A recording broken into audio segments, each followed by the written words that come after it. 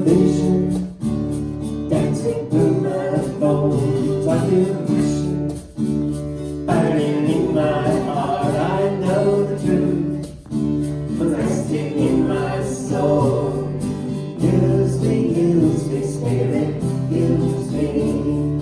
Use me, Spirit, use me. I have a vision dancing through my bones. I feel passion burning in my heart. I know the truth, resting in my soul. Use me, Spirit, use me. Use me, Spirit, use me. What an affirmation. Here we go again. I have a vision dancing through my bones. I feel passion burning in my heart. I know the truth, resting in my soul. Use me, Spirit, use me. Use me, Spirit. One more time. I have a vision dancing through my bones. I feel passion burning in my heart. I know the truth, resting in my soul. Use me, Spirit, use me. Use me, Spirit, use me.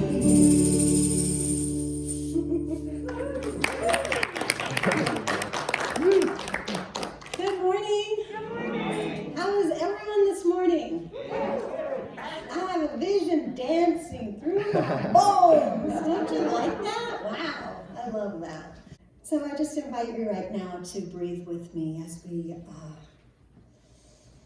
center ourselves for the rest of this hour. We'll breathe a mindful breath and turn our attention within to that rich inner world of abundant God stuff, that substance, where we know our oneness with the divine source.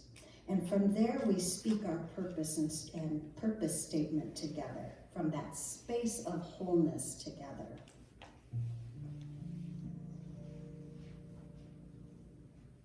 As an intentional spiritual community, the purpose of CSL is to be a living environment for individuals to realize that we are all unique emanations of God, the love intelligence governing the universe. We embody the truth of our oneness with God, and we consciously practice this truth in our everyday life. Through the exploration of new thought, ageless wisdom, and the energy of unconditioned love, we are dedicated to individual transformation and to being a beneficial presence in the world.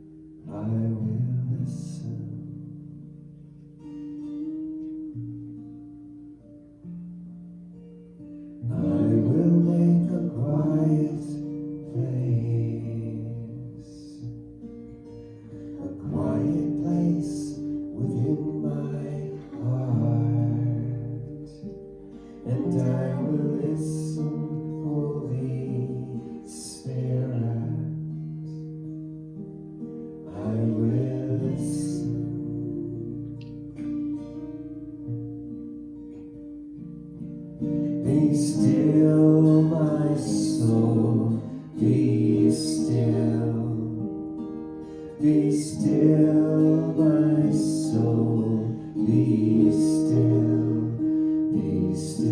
and know. I will make a quiet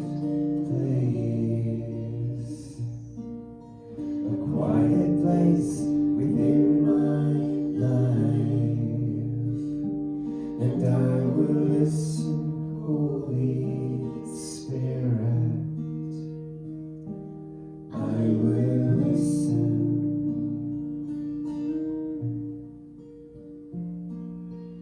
I will make a quiet place. I will make a quiet place. I will make a quiet place.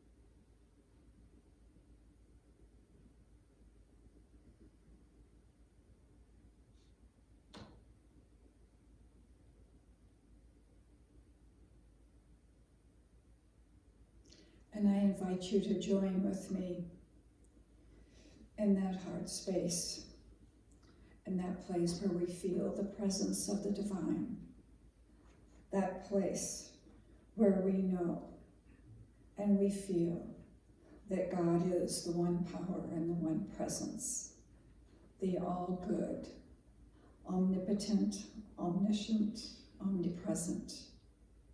There is no place that God or Spirit is not. It is the one life breathing itself through each and every one of us. It is the one life that is all of all that is. It is the source of creation, the source of creativity, the source of all that exists, all the good in this world. And as this is our source, I know that we each are unified in this one life, in this one presence, that we each are a whole, perfect and complete, unique emanation of spirit.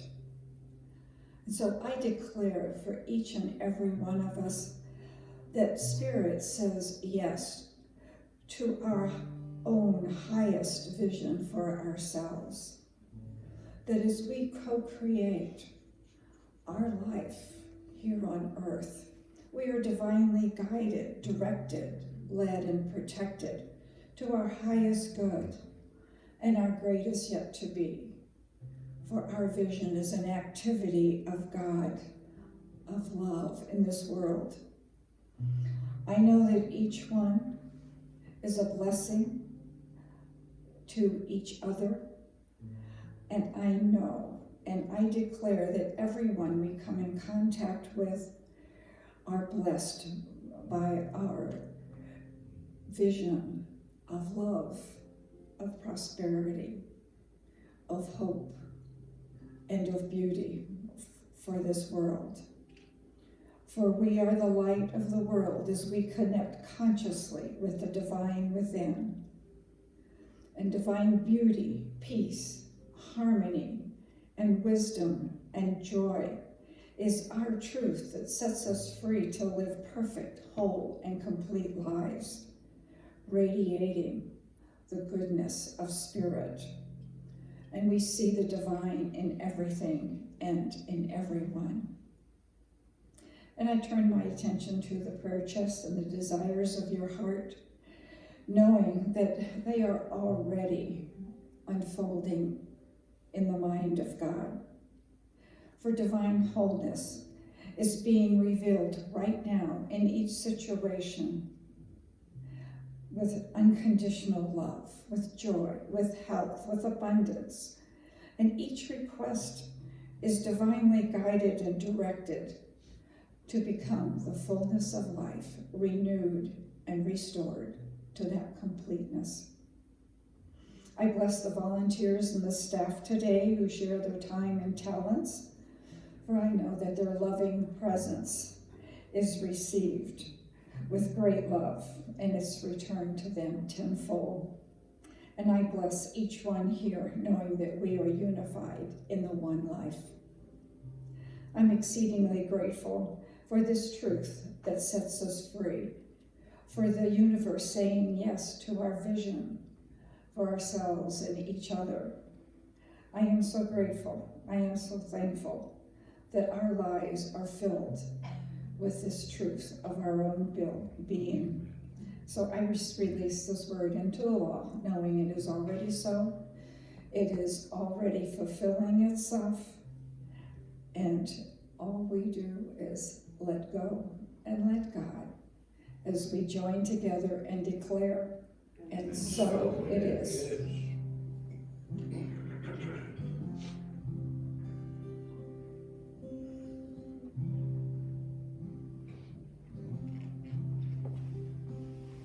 Get ready, my soul. I'm diving in. Get ready, my soul.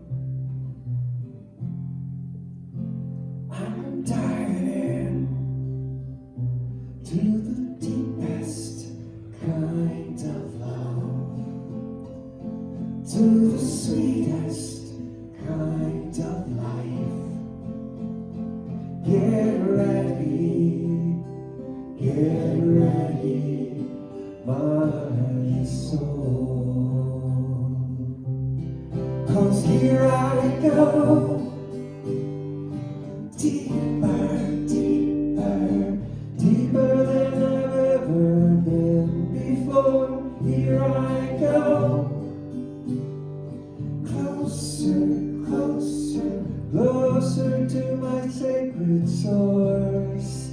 Here I go, deeper, deeper, deeper than I've ever been before. Here I go,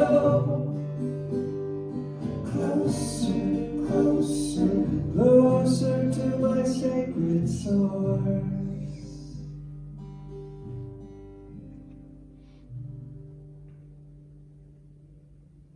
Get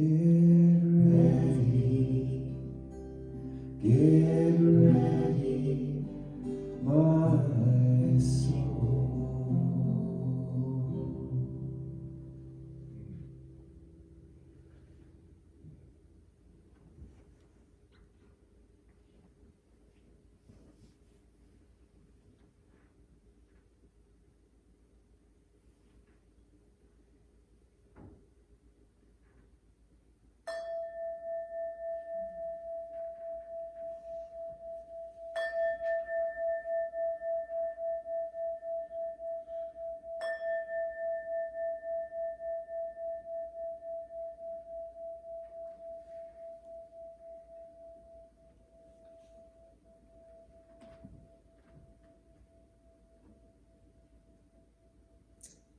If anyone here today has any worries, any feelings of blockages in their life, areas that they just do not feel that Spirit is coming through them as the fullness of life, please leave your concerns here. Would you please put your request in the prayer chest, the bottom of the stairs to the right, and the practitioner will do an affirmative prayer on your behalf this week, and it's very powerful.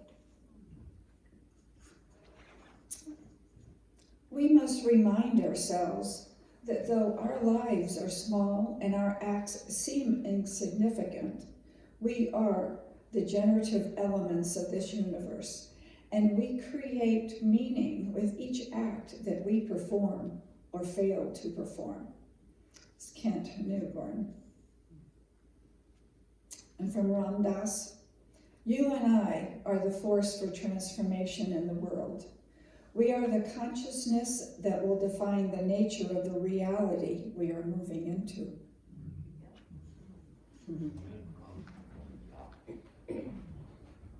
Those are great, Lou. Thank you so much.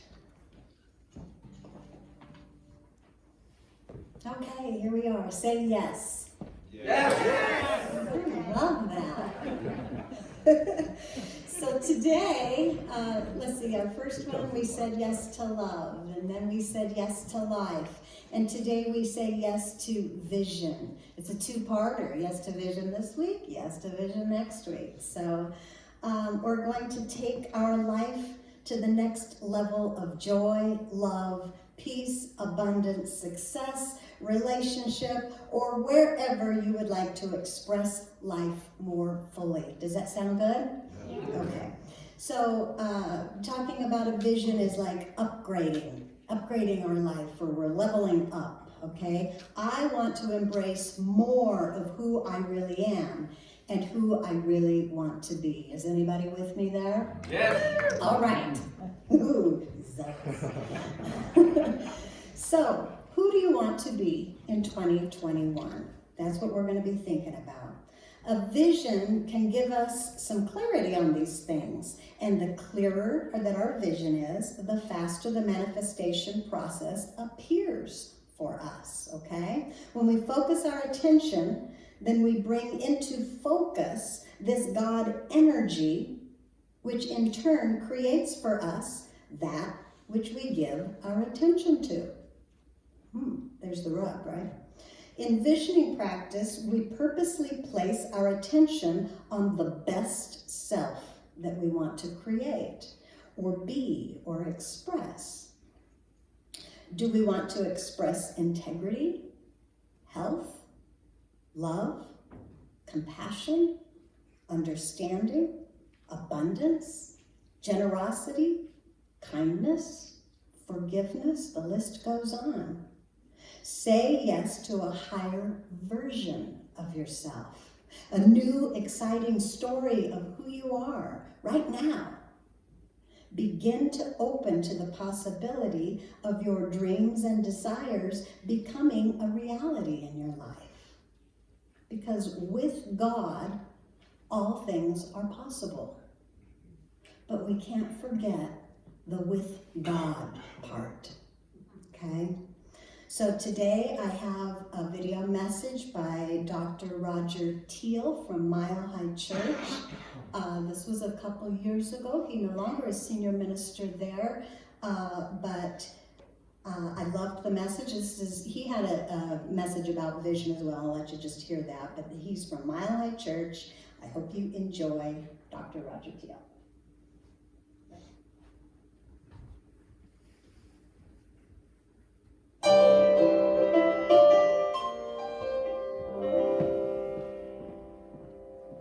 We are entering into our second week of our Living the Vision series. Now, this week I saw a cartoon. It was about it had a dad who had his eyeglasses kind of propped up onto his head, like we do on the top of his head.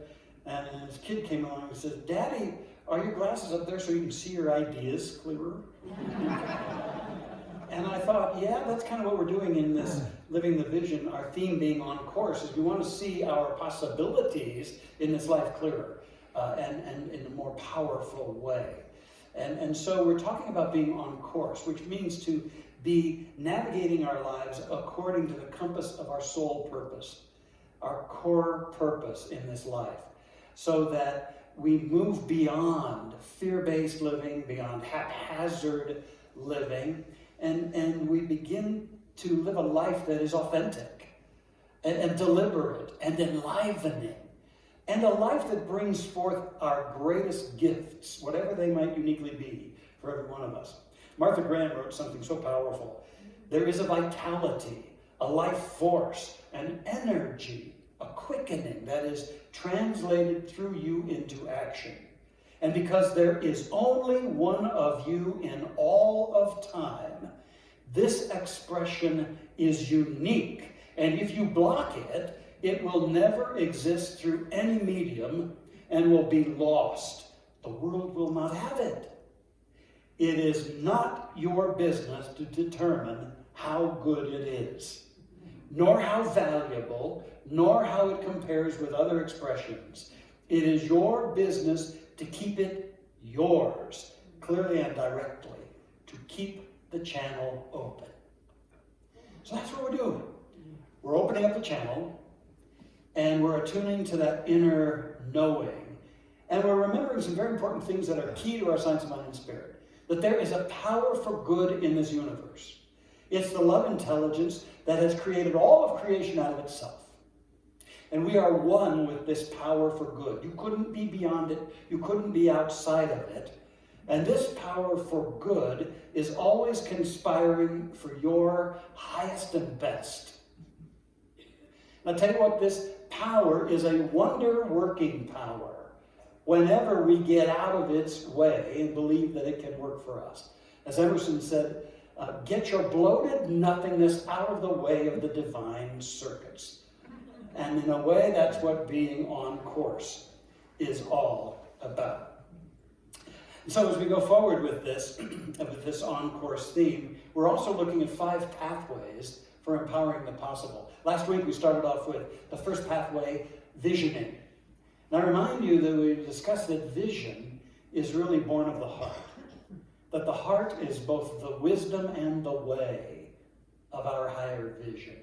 It's the wisdom, meaning that as we attune to the heart and turn away from the voices and the forces that would distract us and steer us off course, when we tune into the heart, we come to know something. We come to sense a higher leading that we can follow. So it's born of the heart, and then we can put to work the tools of the heart that we talked about last week, and that's to visualize, internalize, and actualize. We'll be doing a CD set of this, no doubt, when we're all done. So today, then, we move into the second pathway, and that is claiming. Now, let me tell you, gang, this is an enormously powerful step. It's one thing to have a vision, but it calls for us to claim it and to own it. So claiming is our stamp of total acceptance of the vision. Our stamp of total acceptance. In a way, claiming is the high art of entering into a covenant, a personal covenant with life, with your higher self, but most importantly, a personal covenant with your vision, your sense of higher direction in your life. Really, claiming is to become an undeniable, non-negotiable, fully committed yes. A yes to that vision. So much so that it propels you forward, it moves you forward, and it allows the universe to work for you. And I tell you, when we are that yes, then the all-powerful machinery of the universe goes to work to create serendipity and resources and opportunities we could never foresee. And yet what it really requires is our full ownership, that stamp of approval, that personal covenant, that yes. So important.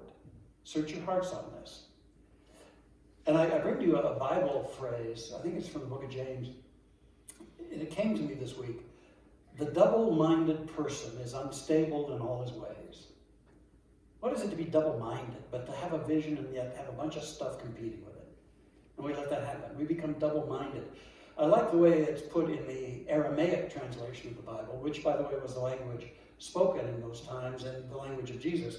And in Aramaic, that same passage is, whoever wavers in his mind is troubled in all his ways. Double-minded. And oh, how we waver in our minds. That's why we have this science of mind and spirit, to learn how to give direction to our consciousness, to let our heart come forth and not be blocked by our consciousness. It's exactly what we work so deeply on in our Breakthroughs class. It is to look at how it is we're double-minded, and thus we sabotage our dreams. We come up with a great vision. We have an inner leading. Our hearts are calling us to something. And yet, at the same time, high-level personal sabotage, human-level sabotage kicks in. And so we have this vision, and yet at the same time we start telling stories about how we're not good enough, or how it is that we failed at some other time. We have a vision and we get double-minded, and we start criticizing the vision and talking about how it's improbable or how it's far-fetched.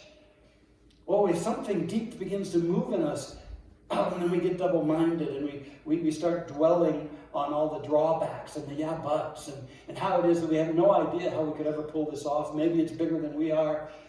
Yeah, we have a vision and we get double-minded by saying, well, if I don't know everything about it from the outset, if I don't know where it's going to take me or how it's going to show up, I won't go. And we wonder why our lives stay plateaued or even deteriorate over time, because they're not enlivened by the sacred stuff of our personal, wondrous vision. Double-minded and wavering, troubled in all of our ways. But there's another state. There's another state that anybody who's moved forward dynamically had to discover and embrace. And I think it's put so very beautifully by W.H. Murray, one of my favorite quotations of all times. And he's the guy that was the second in command leading the expedition up Mount Everest, the first one to get to the top. And there's a whole backstory to his life, but I don't have time to go into that. But remember these words. He said, until one is committed, there's hesitancy, the chance to draw back, always ineffectiveness. That's that double-mindedness. Concerning all acts of initiative and creation, there's one elementary truth, the ignorance of which kills countless ideas and splendid plans. That the moment one definitely commits oneself, then providence moves too. A whole stream of events issues from the decision, raising in one's favor all manner of unforeseen incidents, meetings, and material assistance, which no one could have dreamt would have come their way. I have learned a deep respect for one of Goethe's couplets. Whatever you can do, or dream you can, begin it. Boldness has genius, power, and magic in it. Yeah, that claiming is that personal covenant, that becoming fully committed. And then when we do, life begins to work for us. So to have an on-course life is to have an on-purpose commitment. It's to give up the demand of the universe that you have a full disclosure of everything that's going to happen or where you're going to end up. And it's the willingness to get out of that comfort zone and trust that this power for good is going to work through you and work through your commitment, your claiming of your good. When you really leap out and follow your God-inspired guidance system, you'll be guided. You will be changed and transformed, and you will become a blessing. You'll always be a blessing if you're living more authentically, deliberately, and purposefully. God has a bigger idea. Divine mind holds a bigger idea of you and me than we can know right now. What we can do is say yes and listen and follow. In fact, I'd offer you 4 inspired steps for claiming. 4 steps for inspired claiming. And they are caring, preparing, declaring, and daring. Did you get that? They are caring, preparing, declaring, and daring. The first is caring. It's key that we not feel like we're moving forward in our lives by obligation, but that something beautiful has been born of our hearts, and we care for it. And in fact, we fall in love with it, so much so that we could not think of deserting this something that we find within us. And it's important that that caring be ongoing, because we're going to meet obstacles and challenges, and so it's that caring, that staying connected to our passion. That passion can overwhelm our fears and our sense of retreat and keep us going, caring for what's unfolding, even when we don't fully understand it. I was reflecting on my own journey as I was writing all this, and I thought about being that scared kid starting out in the ministry in my mid-20s, and not knowing how to do what I was doing, quaking in my boots, struggling, but still caring. I still loved what this teaching was about. And I loved what it had done in my life and how it had grown my self-esteem and seeded a passion within me. And I just kept walking on, kept growing, kept going through the tough times and the great times, and and continuing on, and I could never have imagined back then, when I said yes, or when I stepped into that little ministry up in Portland, Oregon of about 25 people. I could never have guessed it'd be here. I could never have guessed 25 years as your senior minister and all that we've done. I could never. Probably good I didn't. I probably sabotaged that in some way, isn't that the case? But it's you and me, that's our journey. Give up needing to know all about it, but follow it, the impulse and the guiding. There's a great teaching story about this, about a holy man who was sitting out on his front porch and he had his dog lying there beside him. And a seeker found out where he lived, and a seeker came to this holy man and he asked, why are some people so zealous in their spiritual practices, only eventually to fall away? And the holy man said, well, let me answer this with a story. One day, a white rabbit ran in that field right out in front of us, ran by, and my dog leaped up and ran after the rabbit, barking loudly. Soon other nearby dogs heard the barking and joined my dog in pursuit. But eventually, as all the dogs began to run across rocky ground and hills and then into the thickets, one by one the other dogs left the chase, all except my dog. Well, the seeker said, that's a lovely story, but what has that got to do with telling me about how it is that some people maintain their spiritual practices? And the holy man said, it says everything. You see, only my dog saw the rabbit, and thus he stayed the chase.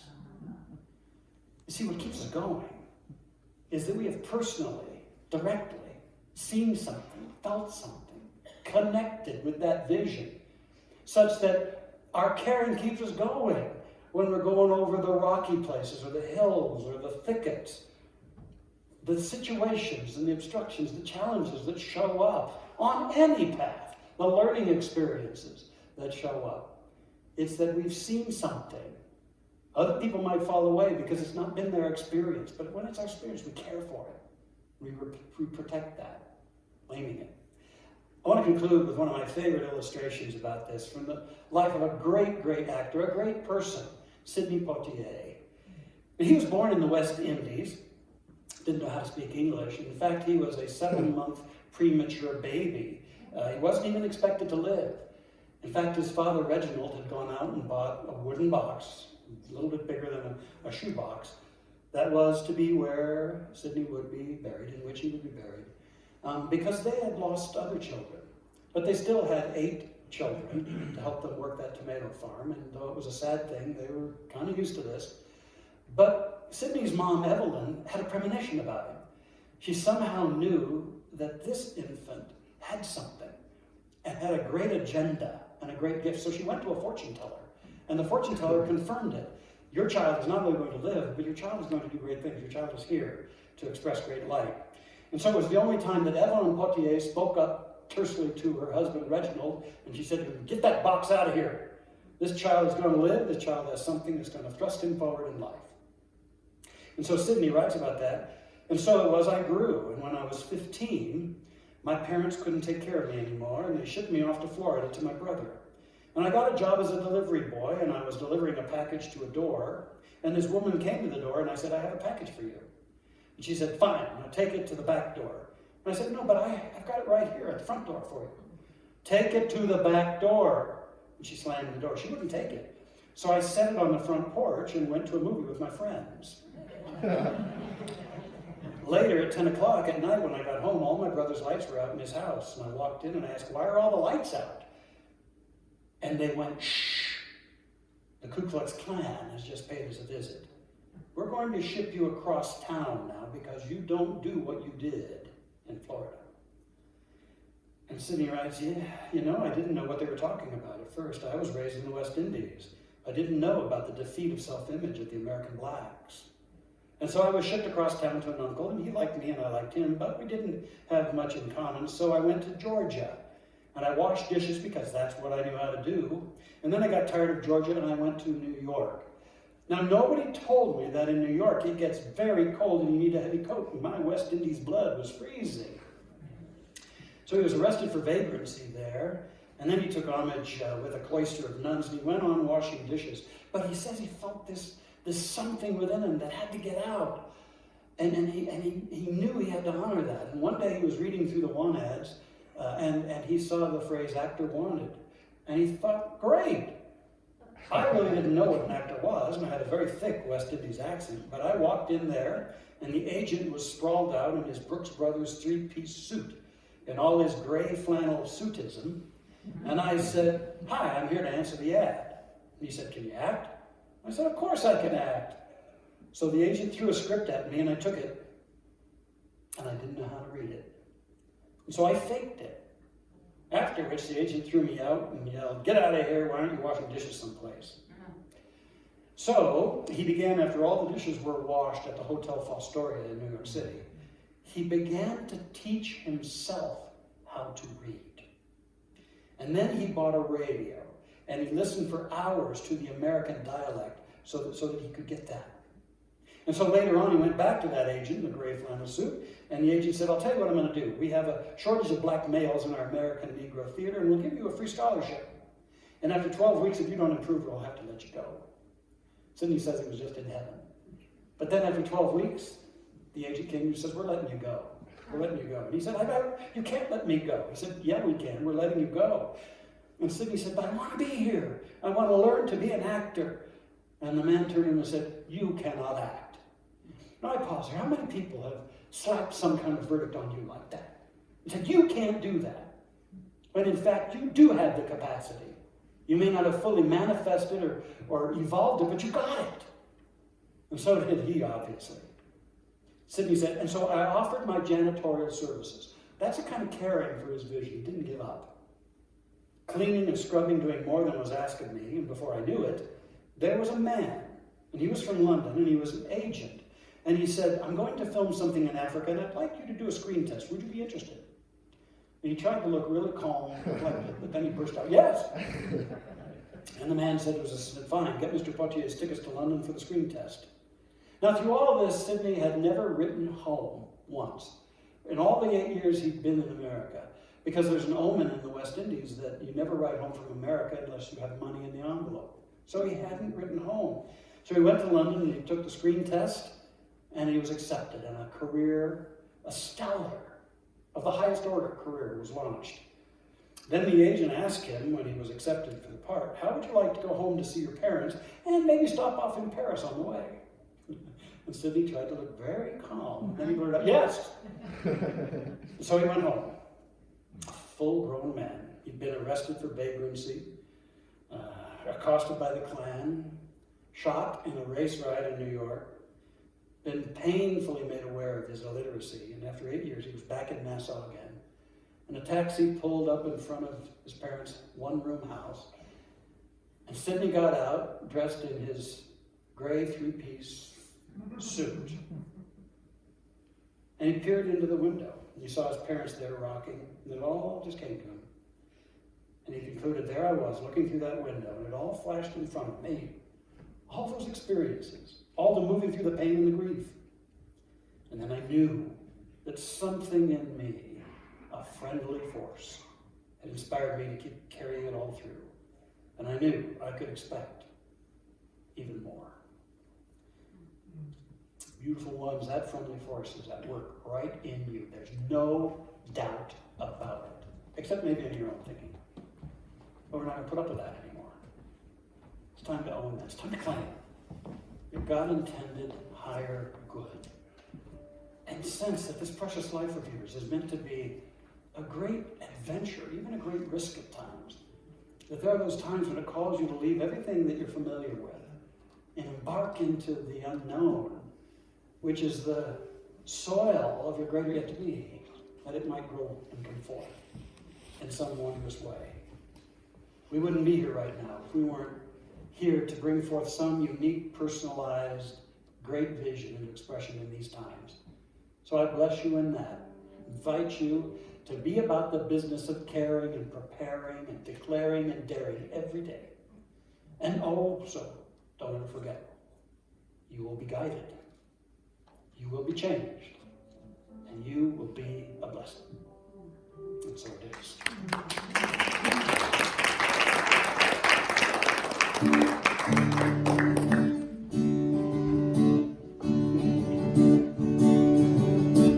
I can see clearly now the rain is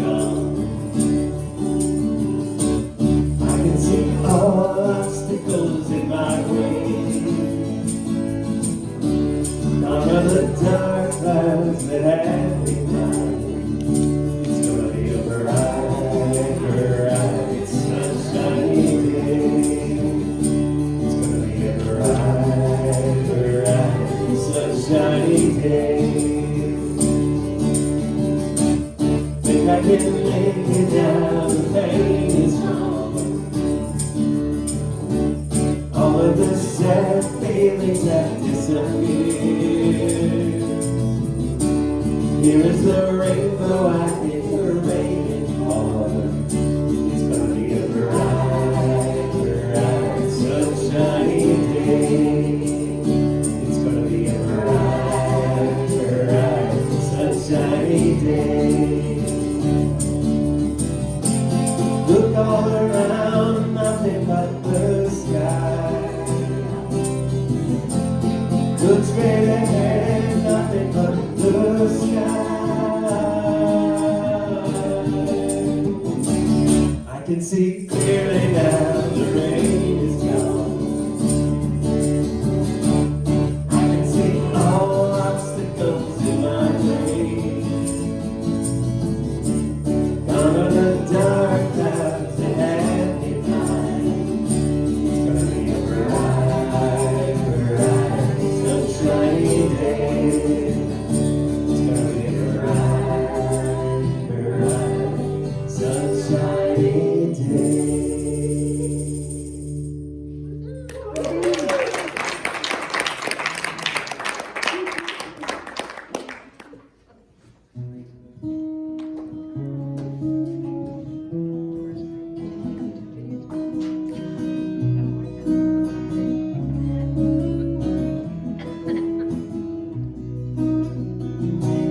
God, you are every mountain. God, you are every ocean.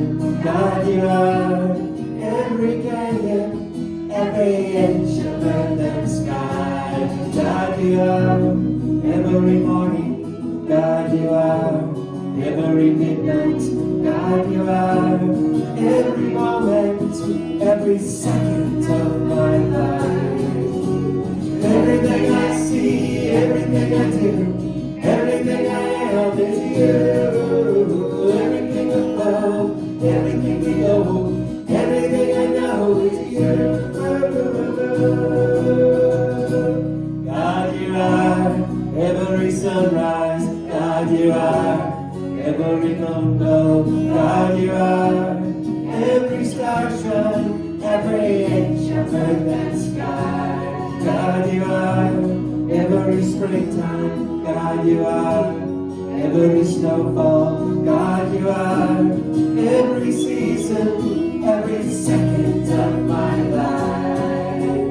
Everything I see, everything I do, everything I am is you.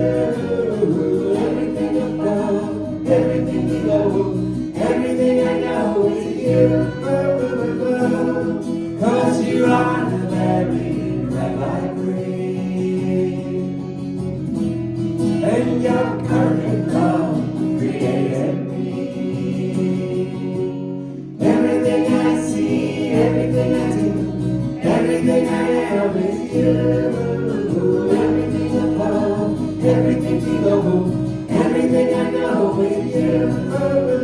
Everything I see, everything I do, everything I am is you. Everything above, everything below, everything I know is you. Everything I see, everything I do, everything I am is you. Everything above, everything below, everything I know is you.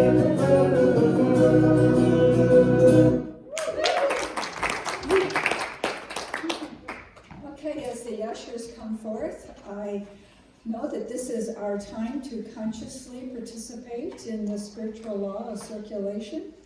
So as you take your gift in your hand, please know with me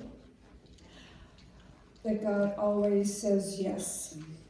And so from this place of great gratitude for the abundance that is always yesing in my life, I release this into the law of circulation, knowing that it goes forth, continuing the good in this world. And our affirmation: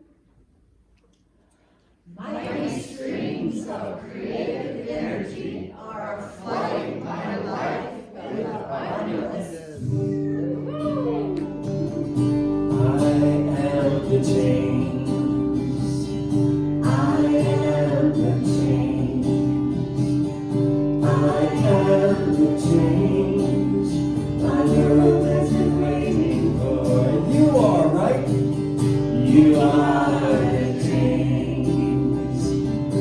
You are the change. You are the change. Your world has been waiting for. So we all are. We are the change. We are the change. We are the change. Our world has been waiting for. Up and down the way. I am the change. I am the change. I am the change. My world has been waiting for.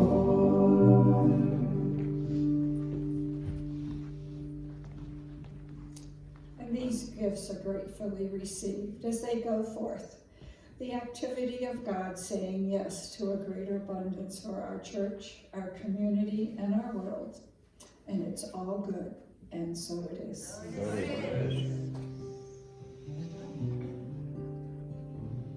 you so much, Lou. Thank you.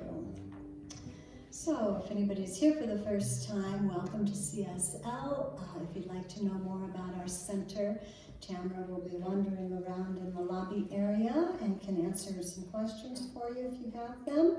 She also will have a little device that could swipe your credit or debit card if you choose to pay for anything or donate using your card. She can also do that as well. So thank you, Tamara, for all of that you're doing and for taking our temperature.